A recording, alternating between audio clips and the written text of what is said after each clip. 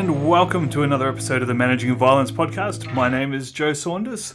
Thanks for joining us. We have a fantastic guest today. I had a lot of fun recording this interview. Gershon Ben Keren is a fantastic self-defense instructor. He has a multi-layered background, starting off in martial arts, becoming a Krav Maga instructor, but also has an academic pedigree with a bachelor's degree in psychology, a master's degree in psychology specializing in aggression, and he's working on another master's degree in criminal psychology. He's written 3 books on the subject of self-defense, all of which are brilliant and will be included in the show notes. And he's just an all-round top guy. Grew up in Glasgow, now lives in and trains in Boston in the US. He's a lot of fun to talk to. I won't spend too much more time going through his background because he will talk about it at the start of the interview. Please enjoy this interview with Gershon Ben Keren. Gershon, thanks for joining us on the show, mate. How are you? Very good, thank you. Good to talk to you. It's excellent to have you on. I've just received your books in the mail this week, and I've been diving into them, and I'm enjoying them very much. Yeah, mate. Like you, I'm sure I've got plenty of books on technique and martial arts and picture paint by number books. But it's really nice to see some books that go into a little bit more depth about the actual practical applications and some of the background information. I think it's important to put context around violence. I think, like you say, that paint by numbers approach is good to create a kind of encyclopedia of techniques. But in terms of actually communicating what somebody's experience of violence is going to be like, there needs to be some context around it and the situational components explained to some degree. Yeah, and I think the other thing that I really like about what you've done with those books is that you've taken the photos in live environments, and you can tell the photo was taken in a dynamic context. Like you said, you mentioned in the book that you took the photos during live demonstrations, not static poses. And I think that's makes a huge difference because a person who none of us would recommend learning self-defense by book, but for some people that will be the only training or exposure they'll get, and we can almost guarantee that real violence is not going to look anything like a static picture in a dojo absolutely. With a crop background. So I have to say, it actually wasn't my idea to do the book this way, because I was still in that mode of like, we'll set the poses, step 1, step 2. And we were fortunate that our photographer had a background in basically war zone photography. So he was the one who said, look, the best way to do this is just to do the technique, run through it. I'll take 1 million photographs. I mean, and we literally, I think when we counted the first book, we'd gone through nearly 12,000 photographs that we then selected out from the variety of sequences that we'd run through, those moments which sort of best described components of the technique. So I really can't take credit for the idea. Once we did it for the first book, though, we were kind of convinced that this was the way to go, and we've just repeated it since. Yeah, it comes across really well. I'm curious, just as someone who's written technique manuals before, did you write the descriptions before the photos or after the photos? So the way that I wrote and this is a way that I write, and I don't know if it's a good way to write or a bad way to write. You kind of just, we got contacted by a publisher who said, write a book. So I kind of described the context, and that was what I wrote first, knowing what the technique I wanted to perform would be. And obviously what the teaching points, the salient teaching points that I wanted to bring out would be. But the actual captions and a lot of it were written afterwards. Because as we did things, you would suddenly find, oh, okay, I'm having to do this in this scenario, which obviously would be a little bit different if I was on the mats. But when you're in a kind of cluttered environment, some of the things that you think you might be able to do start to have to be adapted. So we kind of found that the best way to do it was to sort of have a rough idea of what we were doing and then draw out from the experiences of actually running through the techniques in situ. So it's kind of a bit of both that we write before and after. I think that's a really good approach. The first time I did it, I had the frustration of writing out step by step all my teaching points and then finding out that my photos didn't reflect that. So that reality doesn't quite measure up to the theory. Yes, absolutely. Yeah, and trying to get posed photos on a green screen and trying to and then your attacker or your subject is stand in an unnatural way, and it was. Yeah, I actually feel like if I was going to do it again, I might steal that idea and do it live, because I then I can make them do what I want them to do rather than hoping they stand the right way. absolutely. And again, like I say, you sort of draw out points that you might not have been drawn to if you were sort of trying to demonstrate the technique rather than execute it. And I think Yeah, that's the difference. That in the book, what we're actually showing is the execution of a technique rather than the demonstration of it. So, in one sense, it might not be as clean as if we were doing it with static poses, but you just get a feel for the movement. And the big thing I think that people who don't have a first-hand experience don't realize is how fast and dynamic violence actually is. And yeah, so, really, part of it is to try and capture that in the books. yeah. Excellent. All right. Well, that wasn't the planned introduction to the show, but you know what? I'll take any opportunity to learn from someone who's done something I haven't done yet. So, uh, just to start from the beginning, mate, can you run us through a bit of an introduction to yourself? I mean, you are fairly well known within the self-defense community, and in particular in the Krav Maga community. But for those that haven't heard about you, can you run us through your early life, your introduction to martial arts, and where that led you? Okay, if this gets a bit rambly, stop me. If I start saying it all started in 1972 and give you a year by year update, That's please break that's in if totally I'm fine, mate. rambling a People Um, love the Scottish accent, mate. You can go for it. so basically, my sort of experience of violence was I grew up in Glasgow. I'm Jewish, and Glasgow is very much a city split along Catholic Protestant sectarian lines. So that kind of made me a little bit ripe as a target for bullying. So for a lot of my school life, I was bullied. I'll also say that it might just be down to my personality. I'm not going to just turn around and blame my ethnicity for that fact. Because obviously bullying is a much more complex subject than we sometimes give it credit for. So I was kind of from a very early age, and I'm actually quite small. I don't know if that comes across in the book. I'm like 5'6", so I was always a very small child. Um, so really, my interest came was a sort of fascination on how can I avoid being the subject of being targeted for violence. And that's kind of stayed with me, which is why I really have a big fascination with sort of predictive measures and preventative measures. When I was young, I was taken by my parents to various martial arts clubs in kind of the sort of idea that this would give me the tools to defend myself. So I did karate from a very early age, Kyokushin. I didn't really take to that. I practiced it, but it didn't kind of resonate with me. And I was taken to judo, and that kind of clicked. And I'm not sure why. It might have been some sort of fantasy fascination that a small person's able to deal with a much larger person, rather than just by using kind of sort of concussive brute force. And that's not me kind of belittling karate. That's kind of me just sort of saying it's a very different approach to dealing with an attack. So throughout my teenage years, I started judo when I was 8. I competed. I wasn't a natural judoka, but I was kind of one of those hardworking ones who could get things to work. And I had to always break down technique so that I could understand the various components and why it worked, which I've tried to keep with my teaching method to explain a lot of the whys of why things work and why they don't. Um, to cut a very long story short, in 1991, I won the UK Nationals under 65 kilo weight. I'm quite a bit heavier now, and that was quite a few years ago.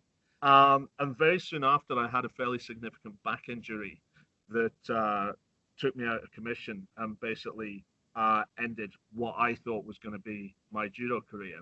To cut another very long story short, in a sort of state of depression, I thought I'd go to Israel, kind of trace my Jewish roots a bit.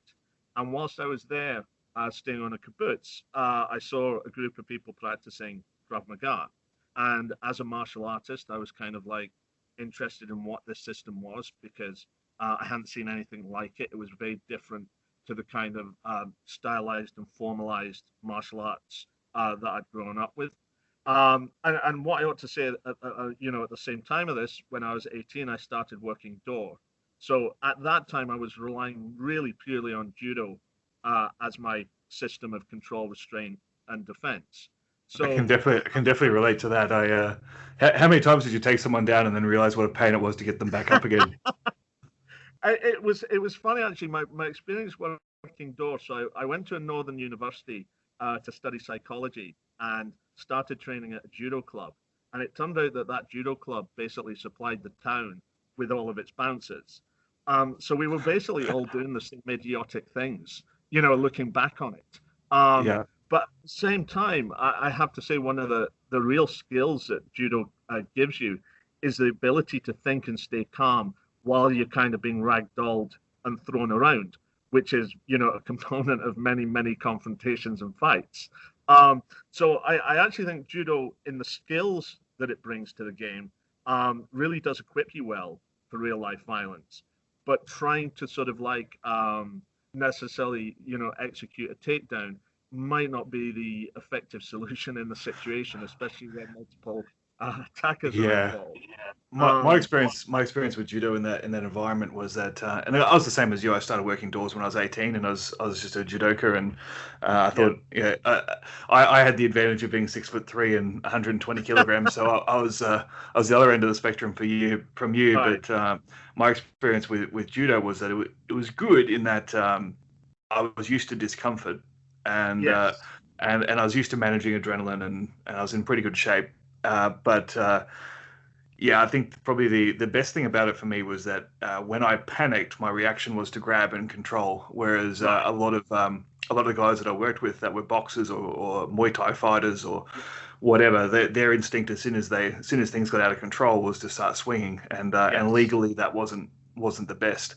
So I'm thankful for my judo background in that application. But like you said, sometimes the one-on-one takedown and control battle doesn't work so well if you don't have superior numbers. So I also think that one of the things that judo teaches you, and this is the same with a lot of combat sports, and I think this is a big gap in a lot of self-defense training and explanation, is that judo teaches you that there's a phase 1, a phase 2, a phase 3, and a phase 4, etc. And what I mean by this is you try something, the person counters. You try something else, they counter that. They then attack you, you defend that. And there's that kind of back and forth nature to real life violence, where often self-defense and Krav Maga training sort of teaches that you execute this technique and the situation is solved for you. So one of the other things that I'm sort of glad of having that judo background is it gives you that kind of back and forth multi-phase approach to violence, rather than thinking that if you execute this self-defense technique, the situation will be solved for you. So I think there's a lot of value from that. I think also, touching back with what we just spoke about with the photographing techniques, I'm sure you've seen plenty of examples as well. But the thing that drives me crazy is when I see, say, Martial Arts Magazine will be running a technique feature on defense against a straight right punch or something, and the attacker will throw a straight right, land in a perfect wide stance with the right arm extended. Meanwhile, the defender does 14 different moves, and the attacker doesn't move in the slightest. The defender has moved in a 360-degree arc around the attacker, and he's still standing there with his arms stuck out like he froze in time. And you look at that and go, how does no one notice? How does no one notice that that's ridiculous? And I think, without dismissing it too much, I think if somebody wants to demonstrate the art of the system, that's fine. Do all of that. But if you're trying to pass it off as being applicable and, relevant to a real life confrontation, the guy's moved on from then. He's retracted the punch. He's, swinging the next one. He's trying to clinch you up, tie you down, whatever. And I think the problem is to try and communicate. And I struggle with this because one of the things I want to get over in the book or the books is the messy nature of violence, that things aren't clean. But obviously you're trying to demonstrate technique. So you have to sanitize it and sterilize it a wee bit. to sort of show what you're trying to do. But I think, if you're trying to sort of go, will it look like that in real life? I'd have to be honest with you and say probably not. It's going to have certain components of that technique demonstrated in it. But are you going to demonstrate each one at each stage cleanly? Probably not.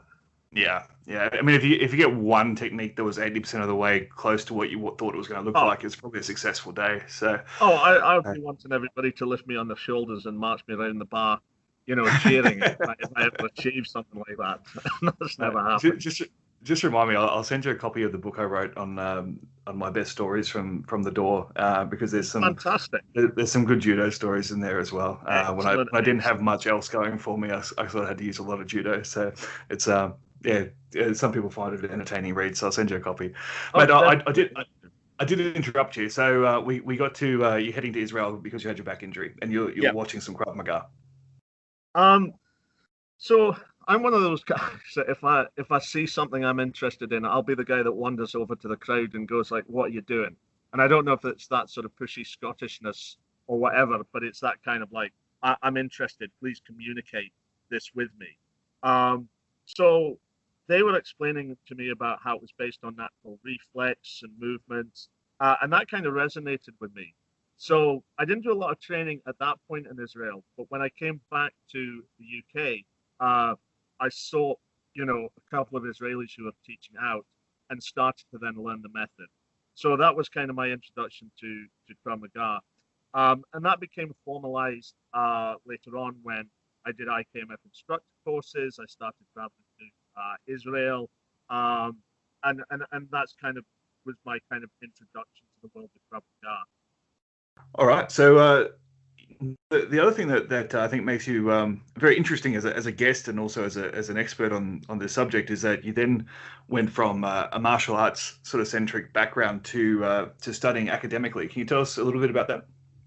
Yeah. So I'd always had a fascination, like I said, as a child, with kind of how violence works, predicting it, preventing it, identifying it. And so when I went to university, I looked to study psychology because this to me was kind of the sort of best discipline to give me an idea of human behavior. And so I went through, I did undergrad, I got my degree, and then I went on and did my master's. And that gave me an opportunity to actually do some firsthand research into experiences of violence. And I actually worked with a domestic abuse shelter. And so I was able to kind of interview women who had suffered abuse and suffered violence. And that actually prompted me since then. I've always taught free women's self-defense programs, something that I continue to do in Boston. And that was kind of like my real first-hand exposure to another group, another community, as it were, who had experienced violence. So, since then, I've continued to kind of undergo academic research. I'm actually at the moment halfway through a second master's in criminal psychology with a research project that I actually want to move forward into a doctorate project. So I've kind of always had that fascination with the sort of like academia around violence. And I kind of feel it's important. I think a lot of people reject it as theoretical, but one of the things that I think we always have to recognize is that experience is limited to the person who has that experience. So I can talk about all my experiences of violence, but if I compared them to the women that I studied when I was doing my first master's, our experience of violence was very, very different. The way that their relationship with their assailants were very different to the relationships that I had with the people that I had to deal with when working security. So that kind of sort of brought me to an understanding that I need to get a better picture and a broader picture and a better understanding of how violence is experienced by different individuals, different groups and communities. And I think this is where, academic research has its part to play, because it can give us a window into those groups that we otherwise wouldn't have. Yeah, absolutely. I couldn't agree more with that. I think that's, like you said, the experience is limited to the person who experienced it. And even just if we're talking about the same type of violence, when your experience working in in a club situation in the UK is different to my experience working in the exact same situation, but in Australia it's different because Absolutely. I'm nearly a foot taller than you, so our exposure and the types of violence that we got into, the types of psychology that's going to pick a fight with us is different. That all those different factors, and then let alone when you change the picture completely and you start talking about domestic violence or Yes. children's self-defense, and then even people say, "Oh, I teach children." It's like, well, do you teach bullying or do you teach abduction or do you teach? Yeah, because these are completely different skill sets. And then how do you teach a 7-year-old to differentiate levels of force that are appropriate for different situations? So there's so many different specialties, and not everyone can be experienced in every area. And I'd like to think that if you were experienced personally in every area of violence, you'd probably be rocking back and forth in the corner because you've had such a traumatic life. Or who are you, that the type of person who's causing trouble in amongst those different environments? And I think there is a danger. There's a sort of reductionist approach to violence that often permeates self-defense, that people will say, this is what it looks like, or these are the top 10 attacks that you can expect. And it's like, well, the top 10 attacks are going to differ by gender. They're going to differ by locale, also by age, demographic, etc., etc. But I think people like to simplify these things. And more often than not, the people who simplify are the people that have either had such a strong experience of violence that they can't believe anybody else's experience would be any different, or they have no experience at all, and basically can only sort of continue the sort of teachings and the ideas of the system that they were taught and brought up in. Or they did a 2-day instructor course and opened a club, so therefore it has to be kept simple because they don't have any depth of knowledge. Yeah, absolutely. And then you get a very sort of vanilla approach to self-defense and violence. Yeah, I think that's it's a really salient point when it comes to the depth and an understanding that everyone's experience is different. And I think there's very few ways of getting around that without actively studying it, and it doesn't mean everyone has to go and do a degree or a master's or whatever, but you can study so much just on YouTube now. I mean, there's really no excuse to be ignorant about anything now. The information is right there.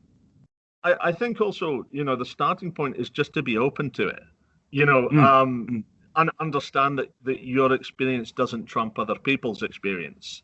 I see this a lot in kind of sort of social media exchanges and forums where somebody will say, yeah, but this happened to me, as if that's kind of the final word on everything, that, it couldn't have happened differently to somebody else, or change a few circumstances and they wouldn't have experienced it differently. So I think just even having that sort of openness to recognize that there actually is a discussion around this and nobody has the final word. Just having that openness will move people much further on than trying to sort of dogmatically hold to, a one-size-fits-all approach and understanding to violence. And I think with violence, it's such a taboo topic in so many people's viewpoints. Obviously, people like us, we talk about it every day, and we're possibly a little bit damaged. But I think for most people, they don't discuss it. The vast majority of people will not encounter physical violence in their life, so it becomes very easy to apply a simple heuristic to certain situations. And one of the ones that it drives me crazy because it's true enough that I can't really be upset about it, but it's also limiting, is the idea that you hear everyone who talks about knife defense going, well, you're going to get cut. You have to get cut because you're in a knife fight. I said, well, hang on. I've dealt with knives twice and I didn't get cut. So I was going to say, I have different experiences of that. I have been cut. I've not been cut. Yeah. And I've also, and this is one of the things with the Krav Maga, where there's a lot of people who in the early days would go like, Krav Maga, that's got the last word, as it were, on knife defense. But if you look at actually how knife attacks in Israel occur, they're often terrorist style attacks where the person is looking to attack multiple people. So a lot of the sort of defenses and solutions are based around that context. If you look at more of a UK experience of knife, it's more of a kind of assassination attempt where it's one person targeting one person. So I know back in the day, everybody was going like Krav Maga, that's got all the answers to knife. People who've now seen Krav Maga are kind of going, well, Krav Maga doesn't have an answer to knife because it's unrealistic in the way that the attacks are made. And there has to be some adaptation there to your locale to go, well, this is what a knife attack looks like in the UK, and this is how it's different to a knife attack in Israel. And neither one is right or wrong. They're just contextually different. And you're absolutely right. It's like people will, spout out these mantras of you're going to get cut. And I think people say it because it makes it look like they have a realistic understanding of knife. So it's often kind of that crutch to turn around and go, oh, yeah, well, you're going to get cut. Let me tell you, mate, you're going to get cut. Where really you're right. There are situations where you will. There are situations where you won't. And also there's differences in how you get cut. I had my top lip and bottom lip sliced with a razor, like a cutthroat razor. That's very different to some of the marks I have on my hands and wrist, where really it was a knife scraping against it rather than kind of cutting. So, when you say you're going to get cut, it's kind of like how and in what way. There isn't just being cut. And I think those kind of nuances often get lost in these bland statements. And I think too, just from my experience, I've had 3 altercations with a knife. The 2 altercations where I knew I was dealing with a knife, I didn't get cut. The third time, I didn't even realize I got stabbed until the guy was 2 blocks away. I thought I'd performed a really nice and tidy eviction out of a club, and then it's you actually look down and there's some claret flowing. I literally grabbed the guy out of a seat, and he put up a bit of a struggle, and we put him outside, and he left without any sort of blowback. And I looked down and I saw I had a hole in my new jeans, and I was pissed because I just bought these jeans and I thought I've torn them on something. And then as I looked at it, I started seeing this dark liquid starting to pool up in the hole, and I realized I'd been stabbed with a pocket knife in my leg. It's strange the responses we have to those situations. I know, right? I still annoyed about the jeans. Yeah. No, it's funny then. Like I said, the 2 times I knew I was dealing with a knife, it was over and done with very, very quickly. And I will say that my response was closer to rugby than it was to martial arts, but it worked. To be honest, again, just quickly coming back to knife, there's a lot of people who'll be, commenting when, real life CCTV and mobile phone clips come up, going like, he should have hit him. He should have hit him. He should have. I tell you, when you've got hold of somebody's arm that's holding a knife, you ain't letting go of that for dear life. I don't care what you might want to do, what you should do. Your natural response is you're not going to let go of that. You will cling to it. So I think sometimes, the great ideas, of the martial arts really just remain as great ideas. And then there's what you're actually going to do in a situation. My number one filter for determining whether someone has any practical experience online is whether they start the conversation with "I would have," because if you start the conversation with "I would have," it means you don't have the first clue what you're talking about. Because anyone who's been there knows they have no idea what they would have done until they're in the situation. Absolutely. Yeah. All right. So what I actually want to talk about today was really the non-physical elements of self-defense. And a lot of our listenership, some of our listenership are martial artists and combatives practitioners and so on, but a lot of our listeners are first responders, police, ambulance, hospital workers, people that have exposure to violence but potentially don't or aren't provided a great deal of training, and certainly the training that is provided is very limited and often can be centered on a handful of physical techniques. And my experience in that world is that the best bang for buck return on any sort of training is actually understanding the non-physical elements, not learning more techniques. So I just thought I'd give you an opportunity to expand upon that and give your thoughts on what people should know. Okay. So my starting position and premise is that any violence which targets the individual is ultimately predictable. Violence with targets or groups, not so much. So, for instance, the people who went to the Twin Towers on 9/11 couldn't have predicted that a plane was going to fly into those towers. But if you're being targeted for a mugging, for example, the criminal is going to follow a process. And if you understand that process, we can identify the various stages in it. And by identifying the stages, we can basically understand what an individual is up to. So I sort of teach to a idea that there's a timeline of violence that people move through, and there's a timeline of violence that the person being targeted experiences. And it's understanding how those two timelines marry up that allow us to have some chance of predicting and identifying and ultimately avoiding, which is really what all of our goals should be. You know, I'm not really active as an operator anymore. So my whole goal is not about engaging with anyone, but about disengaging. So that's kind of my starting point, and I'm happy to elaborate on that with you, Joe. Yeah, I think that's exactly what people need to know, is that it's learning self-defense shouldn't be about whether you're going to win the fight. It should be about how many fights do you not get into. Yes. And I think that's the only real way to win, is to not be involved. I think people, especially those that don't have any experience, tend to have a romanticized idea of what a street fight would be like, or what form it even takes, and they think, well, yeah, I've been practicing my boxing for 6 months, and I've got a good right straight, and if someone picks me the wrong way, I'm going to lay him out. It's like, well, okay, what happens then? What happens next? Even if like some magical chance you land that perfect punch and you knock him out, and women start ripping their clothes off and flocking towards you because of your prowess as a fighter. What happens next? Is that guy going to forget about that? Has he got friends? Has he got? Are you going to cross paths with him again? Or the legal consequences. Yeah. And I find that never gets talked about. We tend to, especially in Krav Maga, you'll probably be sick of this as well. It's better be tried by 12 than carried by 6. Until those 12 people that try, you take every cent you've ever earned in your life and every cent you ever will earn. I don't know. I think I would have rather be in the box. And I think this is where people don't understand the difference between a criminal charge and a civil charge. Mm-hmm. So criminally, you might get off. It might be proved that you had a right to defend yourself. You used the right amount of force. And the burden of proof is beyond reasonable doubt.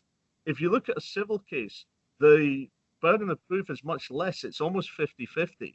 So if this guy, let's just say, I try to avoid teaching people like punching in the teeth, because here in the US, dental costs are phenomenal.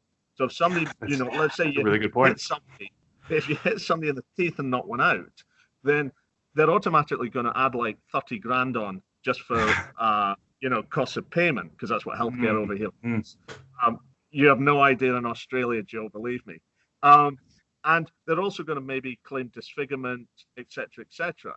So suddenly you're dealing with, and they put emotional damages on it, and suddenly you're now bringing, or having brought against you, like a $2 million lawsuit. And your attorneys will argue it out, and they'll eventually come to you and go, you know what, Gershon, mate, look, you better just settle for 30 grand, because if we run this case on anymore, it's going to cost you a lot more, even if you are innocent. So I've just now paid 30 grand out of my pocket for defending myself. Now, that should be part of my self-defense training, to avoid me having to, do that, unless it really is that last resort.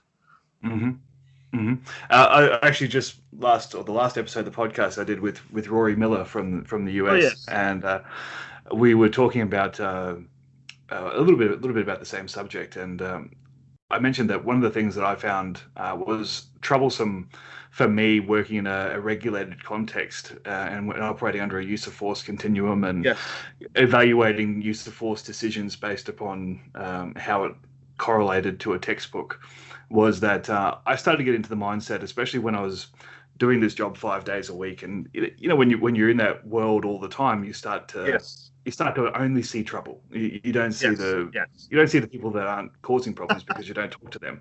So you start to become a little bit angrier and a little bit more jaded, and stress builds up, and I found myself in a mindset of, okay, I know the law really well. How much can I get away with in this situation?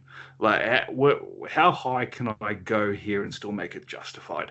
And it wasn't like I was sitting there plotting the demise of my patrons, but I did find those sort of calculations going on in my head when I was dealing with someone who was, trying to eye gouge or spit or something that I found kind of that angered me. I was suddenly just thinking, okay, well, based on this, and this, I think I can probably go to here. And the danger is, even though if I had to explain my actions to the police, they'd probably say, no, that's reasonable. If any unnecessary damage can cause years of heartache later on. So that's definitely a very valid point. And yeah, I was just going to say, the message that I try and get over to my students is you're engaging with the goal of disengaging. So you're not staying any longer than you need to. You're just trying to use force to create a disengagement opportunity. Because I think, obviously yourself with a background in use of force, it can get quite complex, where really for your average Joe on the street, you want a really, really simple rule that sort of prevents them from using excessive force. So my one is, look, the only reason you're engaging is to create a disengagement opportunity. So kind of, as it were, hit them enough so that you have an opportunity to escape.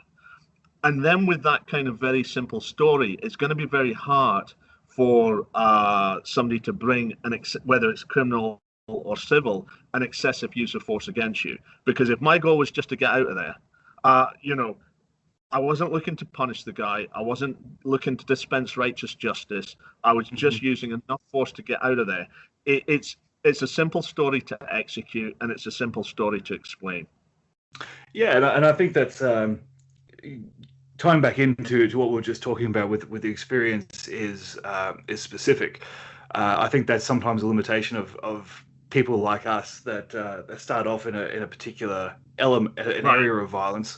And you see it with police and so on as well, that go into teaching self-defense later, is they're operating under the paradigm of, I need to stay in contact with the subject because I need to restrain and control and wait for backup to arrive, or I need to wait for the police to arrive to take the person away. And that is a completely different scenario to what the average person has to deal with in a self-defense situation. So, I was just going to say, part of my background was in close protection. So that was all about disengagement. And one of the things on courses I've done, not universally, but by and large, law enforcement made terrible CP guys because they were always looking to engage. That was their background. They were looking to engage with the guy, like you say, control them, etc., etc. Where those of us coming more from that pure third-party protection CP role were like, let's get out of here.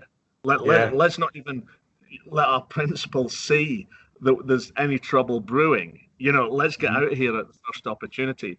And I think that mindset for a civilian self-defense purpose is kind of a much more applicable. Let's just get out of here. Absolutely. So I think that's a really good point to bring into that non-physical element, is really being aware of your objectives and what you're trying to achieve in this situation. And one topic that I brought up with Rory as well. So apologies to anyone who's listening to the two podcasts back to back.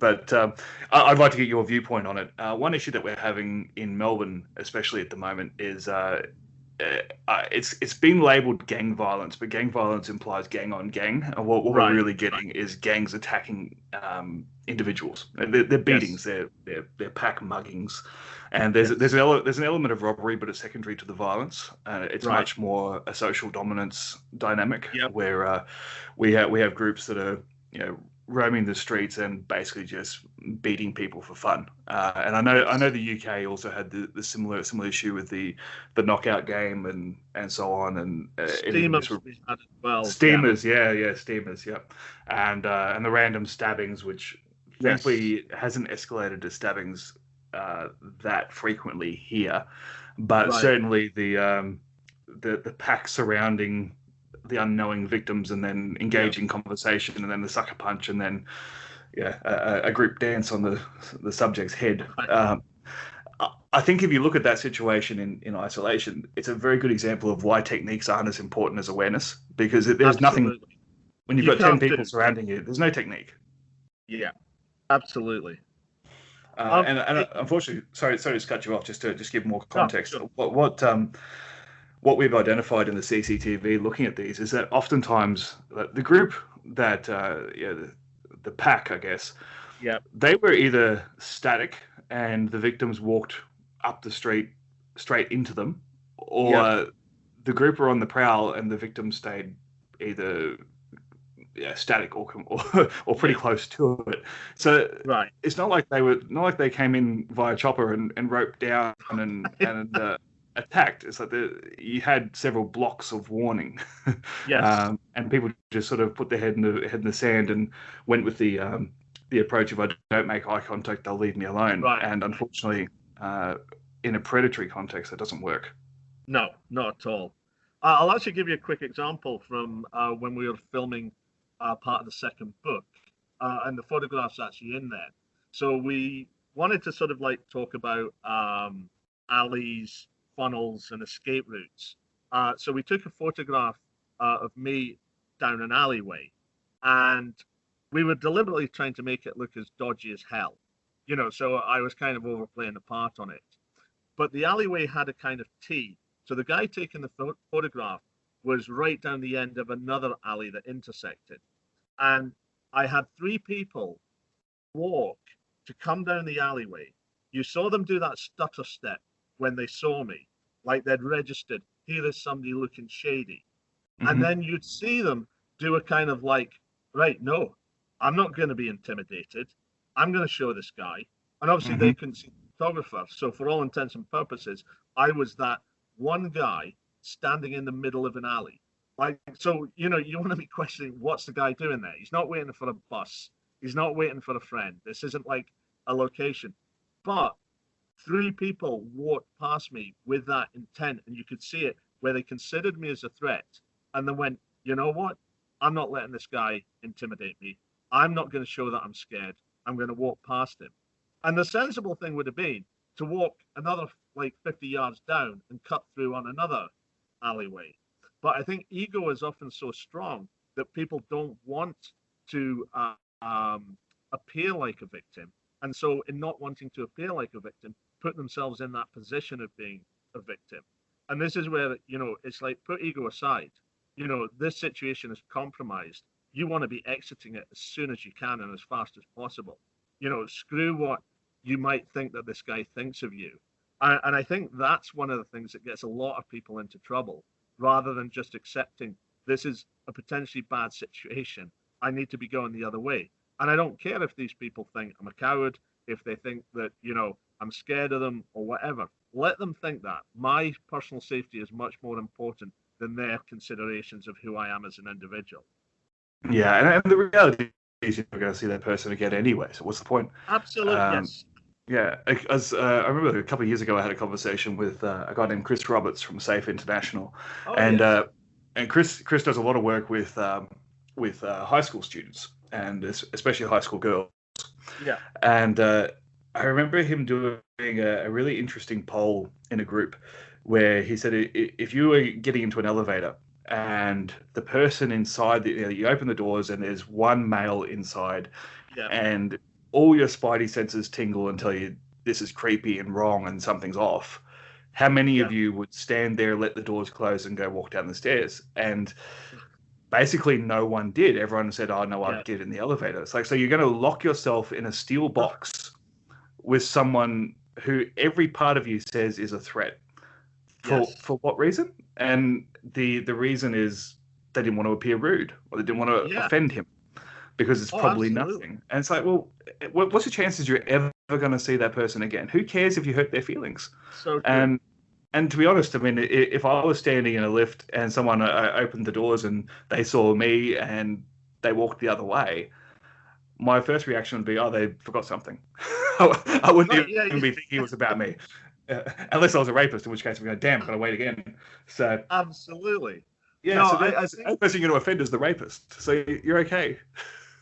This is it. And I think this is the problem that we've become so protected that we don't experience violence on a day-to-day basis, that we actually let our ego run away with us.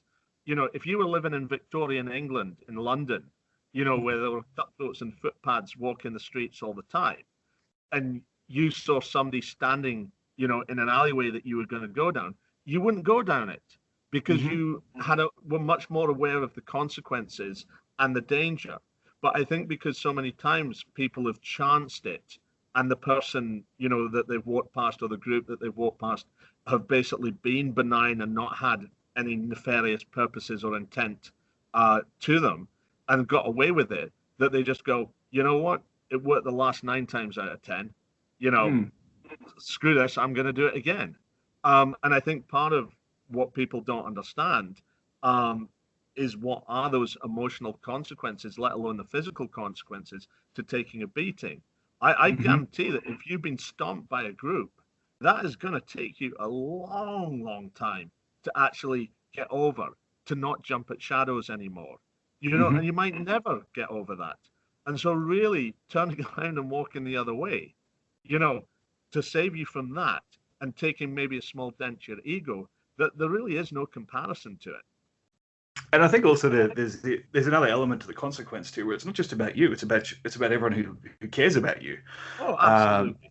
I mean, that's the reason I eventually got out of full-time door work, was because it was great and exciting when I was young and single, and working in nightclubs is provides opportunities, shall we say, that are great when you're young and single. But when I found myself in a relationship, suddenly making those phone calls from saying, I'm going to be late home because I've got to make a statement to the police, or can you come get me from the hospital because I've just got stitched up and I've got a concussion.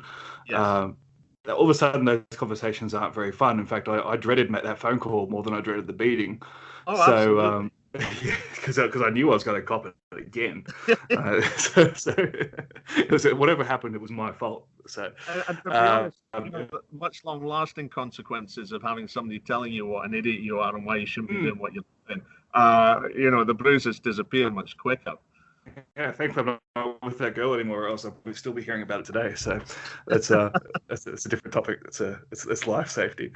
So we're talking about avoidance. I knew we were off on tangents, and that's fine, because I'm really hoping we can do this many times over, and we can talk about different topics in depth. But talking about avoidance, so what sort of information or skills should people have to assist them with avoiding violence? I think there's very simple, obvious ones, which is sort of coming back to academia with routine activities theories, which is avoiding bad places, where bad people hang out. There's all of that nice trite talk. But really, when I teach a sort of 5-phase model of violence, of how predatory individuals work, there's 2 kind of phases where you sort of get that chance to be aware. One of those is after the victim selection phase, where the person or persons are carrying out some form of surveillance on you. So, if we go back to those groups that you're talking about who have targeted individuals, at some point after kind of collectively identifying that this is a victim, they will have carried out some form of surveillance. And people always think of surveillance as happening over an elongated period of time. It might be a couple of seconds, but there's 2 things that they'll probably do. One of which is target glancing, and the other which is scanning. So target glancing is when people can kind of take furtive looks at you. They don't want you to know that they're interested in you, so they try and hide it, but they're trying to assess and weigh up. And often what will happen as well in groups is they'll glance amongst themselves and glance at you. So if you have a chance to tie in and identify those kind of behaviors, you have an understanding now that somebody has an interest in you. The other one we see, which is scanning, which can be people looking around to see whether they're witnesses or checking escape routes. And the final phase is the synchronization of movement. If somebody wants to attack you, somewhere along the line, they've got to move themselves into a position where they can attack you. So I kind of talk about 4 types, which is kind of basic approach, interception, where they try and cut across your path, following you, i.e. walking behind you, or waiting for you if they know where you're going to be. So I look on those kind of sort of two phases, the surveillance phase and the synchronization of movement phase, as things that I can be aware of, things that I can pick up and notice. You know, going to prior phases is understanding things like the location that you're in. You know, what are the attractors or generators? So is it a location that's going to generate crime? Is a particular type of criminal going to be attracted to that location? So a couple of years back, we had an attempted abduction of a 15-year-old girl. And everybody was going, I'm really surprised that it happened at sort of like 3 p.m. broad daylight in a public place, which was a shopping mall. But if you're a predator looking for 15-year-old girls, where are you going to go? You're not going to go behind a nightclub at 3 a.m., are you? Right, exactly. So if that's the particular target you're after, you're going to go where that target is available to you. You know, so if you understand that type of location, and you know, if I teaching in Boston, I'll talk about the different metro stops which have the high kind of instance of crime, and the majority of them are not the city center ones, but the end of line stops on the metro, where basically it's an interchange between the train and parking lots, because you've got like that ready supply and constant supply of new victims. So when we start to understand the locations that attract criminals, pardon me, or generate crime, we can be a wee bit more aware when we're in them and start identifying those things, such as scanning, target glancing, and people's movement in relation to us. And that's all before we even get down to kind of the interview phase, where somebody might confront us with some form of ambush tactic. Yeah, I think that's so critical, and I'm so glad you touched on that, understanding where violence happens, because that's the easiest way to avoid it, because you're not even in the situation. I think. Right. Look, I think that the self-defense industry has made great leaps forward in the past, well, let's say 20 years. In that there's more and more people teaching pre-contact and post-contact. Yes. But again, people seem to assume now that pre-contact starts at the interview. And at the interview, it's still 50-50 whether you're going to, unless you are an exceptionally good talker and you're dealing with someone who's socially motivated, not someone who's predatorily motivated. Yes. The interview is still not a guarantee. just because you've read verbal judo, or just because you've you think you're pretty handy at talking under pressure. Let's see how well you do that when your heart rate's at 180 beats per minute. Absolutely. By the way, talking's a fine motor skill, but I think if we can teach people to avoid even being in the interview, that's by far superior than talking. Teaching people how to keep their hands up and adopt a passive stance and talk their way out. And to be honest, I think like verbal de-escalation is extremely important, but I think verbal de-escalation works really well on, as my friend and mentor Richard Dimitri would say, it works on the good guy having a bad day, but it doesn't work on the real bad guy. Absolutely. Yeah. I always split violence into two types, and it's the first question that I sort of try and get people to ask. Is this a premeditated situation where a person has a goal or an outcome in mind? Or is this a spontaneous situation where the person has just become angry and aggressive due to your action and behaviors without any actual premeditated thought? So, you know, if it's a mugger, they've got a goal in mind. They want your wallet. You're not talking your way out of that. The variable is whether you get cut, shot, hit, or whatever it is in the process. They're taking your wallet. If it's a guy who's basically looking for some victim to unleash some pent-up anger, no, it's a premeditated situation. They've planned that. So really, when we look at like the sort of what situations can we talk our way out of, it's really when we've done something like cut somebody off in a line, bumped into them, or something like that, that we're able to which has caused them to become spontaneously aggressive. Those we have a chance of talking our way out of and de-escalating. But for everything else, like you say, it's a 50-50. How committed are they? Yeah, and I think de-escalation, it's certainly a topic that's worthy of unpacking in depth. But I think if someone said to me, "Give me 30 seconds on how to de-escalate," it would start with, "Don't be an asshole. Don't participate in the build-up." And really, if you do those two things, most situations you can de-escalate, you will de-escalate. If you're focused on resolving the situation as opposed to winning. Which is where people get caught up. I think the ego gets involved, and that they have to, the only acceptable solution is for the other person to admit that you were right and they were in the wrong, Right. which is very seldom going to happen if the person's emotionally volatile. And it's that it's more about how do I get away from resolution. this? Yeah. No. Where both people come away with a positive outcome. Otherwise, you're going into negative conflict resolution where you're trying to force yourself to come away with a positive outcome and the other person with a negative one. And I think the problem is that a lot of times for positive conflict resolution to work, you've really got to put your ego aside. And a lot of people, once they've got het up in that at the injustice of the situation which is being presented to them, I'm in the right. I didn't knock into this guy and spill my drink over him. He knocked into me and spilled my drink. I'm actually the injured party. And it's like, well, mate, that really doesn't matter if the guy's screaming in your face, shouting at you and is about to pop you one. Good luck being right. That's not going to make you safe. Yeah, I think sometimes the best way to get people aware of that is through scenario replication, where you can throw in different variables. Because I remember one of the first real sort of aha moments for me when it came to scenario replications and the value of it was I was doing a scenario with Rich, and we're talking about a typical car park road rage. You stole my park. That sort of trivial crap that leads to people getting punched in the mouth occasionally. You put a couple of hot-headed young males in the situation and see how it evolves. And when it's a one-on-one in a car park, everyone kind of, especially if you're the sort of person who's at the seminar already, you probably think you've got a pretty good chance of winning. So the de-escalation attempts were minimal. And then you sort of break it down and go, okay, let's run that again. We'll add a variable. So most of the time, I think when instructors do this, they add a variable of a weapon. So they increase the stakes of getting it wrong. But one of the things that I found most impactful is you increase the variable of an innocent bystander. So let's say that you've got your child next to you. Are you still going to get into a fight? Absolutely. Are you still going to come to blows in front of your kid?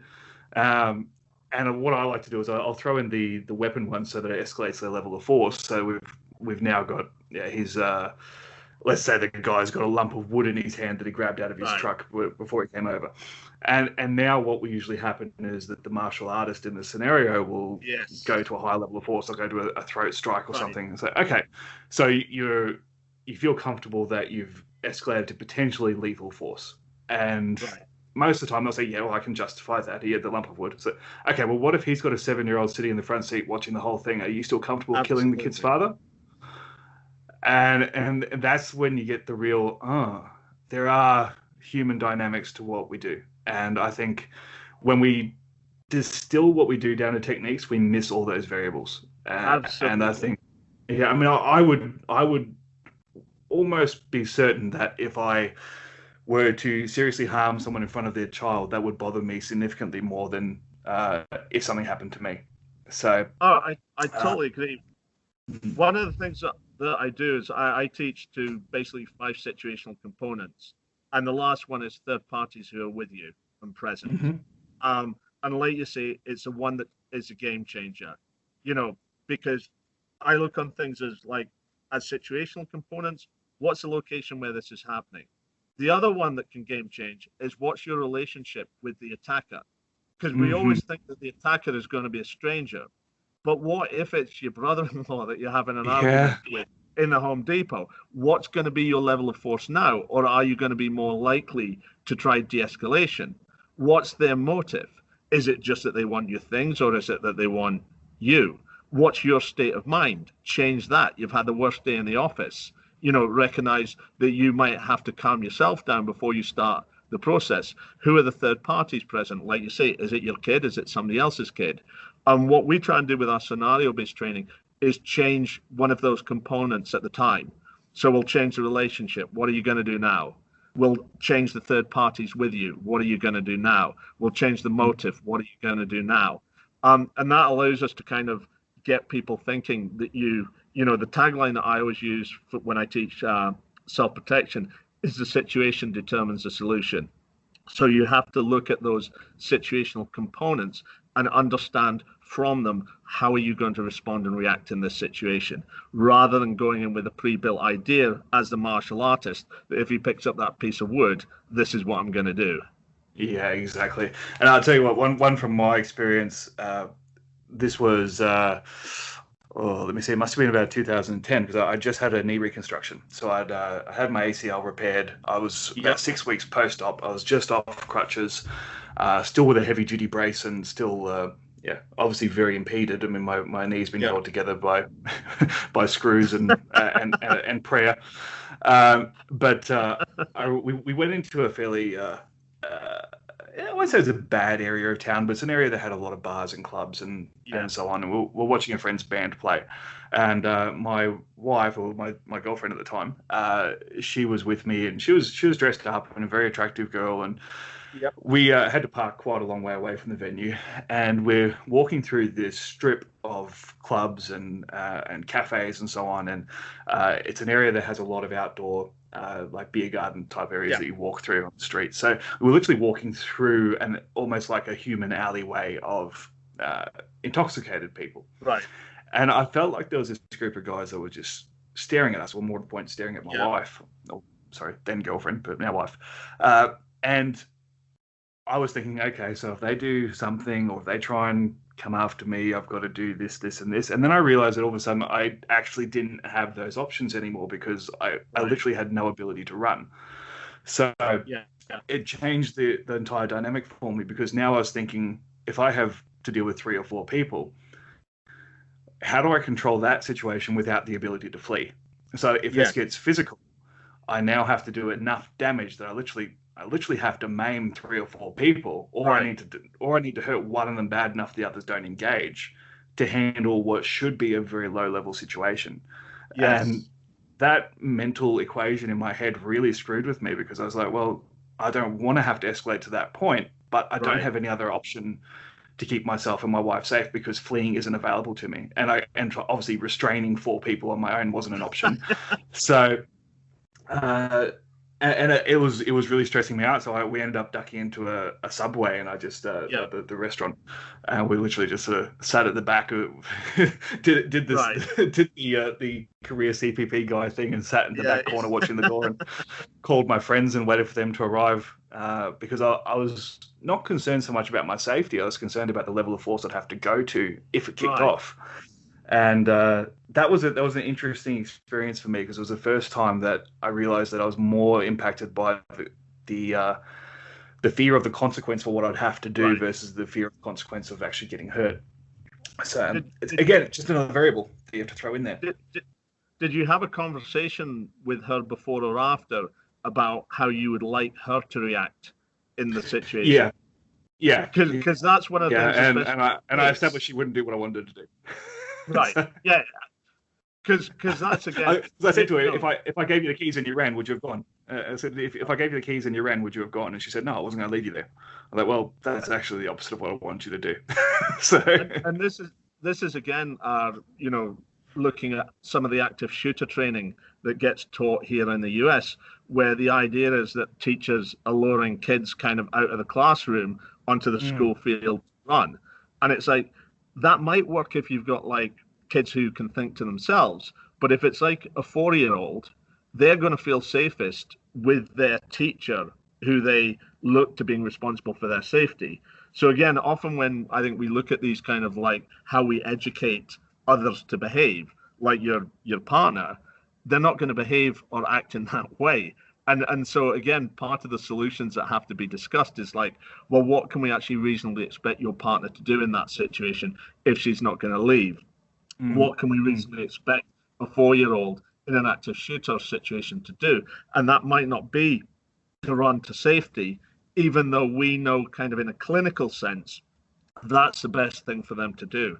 And I think that's one of the things that we always need to do, is kind of work into our solutions where third parties are concerned, what we can reasonably expect of them. Yeah, and I think that ties in really nicely to how we started this conversation, talking about the fact that we simplify things too much. We try to get a one size fits all PowerPoint presentation on how we should respond to an active shooter. And there are so many variables in all different types of violence. And Yes. one thing that I love that my instructor, who I know you know, Dr. Gav Schneider, Yes. one thing that I remember him telling me about business and high reliability organizations is that one of the key elements of being a high reliability organization is a reluctance to simplify. And Yes. and I found that interesting because all the pop psychology says you need to simplify things and keep it basic and so on. And I think that's good, that we should simplify things as much as we possibly can, but not so far that we actually to the detriment of our outcomes. Yes. And I think we see that with self-defense and combatives, and especially systems that originate from a military context. And I think Krav Maga, to a degree, can be guilty of this because the origin of the system is how do we get soldiers in 6 weeks or whatever the time frame was to be battlefield ready. And the answer to that is you teach them a very small number of techniques and then you fill in the gaps with a lot of aggression. Yes. And I think that's fantastic, but it's still not the best possible solution when it comes to all the variables of civilian self-defense. And I think that's sort of, I think it's fine if your only outcome is survive and kill. But if your outcomes involve lawsuits and protecting third parties and still being invited to the church bake sale on the weekend, yes, you can't simplify things that much. And I think there has to be. I was just going to say, it comes back to what you were saying earlier, which is, what are your objectives? If your objective, and again, even in Krav Maga, it's kind of different. If you're an infantryman who's got an enemy straight ahead of them, your objective is very, very straightforward. If you're working covertly and don't want to be identified, but may be placed in violent situations, you're going to need different solutions. So yes. I think there are sort of common starting points and baselines that we can reduce things down to. And often these get described as principles. And I would rather see them as heuristics. They're things that can guide us. But we shouldn't feel that we're absolutely rigidly stuck to them. They can give us the first question that we ask, and that might point us in a certain direction. We might need to get a little bit more information and then determine our objective from that, etc. So I think some of these things which get reduced down to principles, they really should be viewed on as heuristics, that they guide us. They don't dogmatically tell us this is what we've got to do, because real life violence is far more complex than that. Absolutely, and I think that's again, it's we keep coming back and touching on the same fundamental truths, which is a good indication that we're actually correct. Is that you need to be open to receiving the variables. I think sometimes people get so indoctrinated into one way of thinking or into one system that they can't see that isn't the best approach in a different context. I remember a couple of years ago I read a book on, I think it was on security, sort of security CPP sort of book. It was written by an Israeli guy. And they were talking about, there's a segment on dealing with multiple offenders in a event security scenario where someone has breached a fence line. And you've got multiple assailants and so on. And if you've got one guy handcuffed, but you need to go after the other guy, then draw your firearm and shoot him in the hamstring so that he can't run. So then you can then go get the other guy, knowing the first guy will be back where you left him. And I thought, well, that actually makes perfect sense. I mean, he's not going to run anywhere. It's but logical. My brain just like gave birth to kittens thinking about the coronial inquest of why you shot a handcuffed man in the hamstring because you wanted to go get his friend. And I thought, you know what, that works in certain legal frameworks, possibly not here. So I would like to think that if I ever met that author, he would acknowledge that that's probably not the best strategy to use in most of the first world countries. But it's a different viewpoint, you know. So. I saw a technique where the solution was, and it was a close protection thing that somebody was kind of like explaining in a book, where they would issue a groin strike to the principal, so he would bend over to give them a free shot at the person standing behind him. And I remember there was a few of us talking about this going like, remember the guys that you looked after? How would they have responded if you'd like kicked him in the groin? For what? And now you've got to drag that person out who can't breathe. It's and again, I think there's a lot of things that logically look fine. I need to shoot this guy who has hold of the principal. So I'll kick him in the groin. The principal will duck. Let's even say it is successful. And I get my shot off. And it all looks and sounds brilliant on paper. But like you say, when you start sort of actually talking about the context and the reality of the situation, it's like, yeah, I don't want to be shooting a handcuffed guy. I don't want to be kicking my principal in the groin. You'll be looking for a job the next day. Absolutely. You don't want to get known as that guy. Yeah. It's like, who's going to hire you? You're the guy who kicked your principal in the nuts. Absolutely. Yeah. No, that's fantastic. I think... and look, you've been involved in Krav Maga for a very long time, certainly a lot longer than nearly everybody in the West and in the US that's teaching. And I think you've probably seen all spectrums of the really, really good Krav Maga and the really ridiculous Krav Maga when it comes to how it's expanded and become a commercial enterprise. And I think, again, context is so important. I remember the first Krav Maga class I ever went to see, and this actually probably soured me on the art for a number of years because I was intrigued by it, and I saw there was a class I was living in Brisbane in Australia at the time, and I saw there was a class, and I thought I'll go down and see what it's all about. And I was interested in the reality-based self-defense, and I thought this could be really good. I might be able to find some guys to train with. And I went in, and the guy was giving legal advice that was not accurate. He had his definitions all wrong. He was talking about walking people, like he was talking about a crowd control scenario and walking people downstairs while applying a rear naked choke. So that literally dragged them down by the head, and I thought, well, that's a horrible way of because you're not going to tell when the person's limp because they're going to feel like dead weight the time anyway. And then they started doing defenses against someone with a hand grenade, and I was like, okay. I understand that's something that some people may need to know, but I have concerns when you start marketing your classes as reality-based self-defense, and that's week one. Whose reality are we dealing with? That I mean, I don't think we've ever had a hand grenade attack in Australia. I don't think that's ever. I don't know if that's ever happened.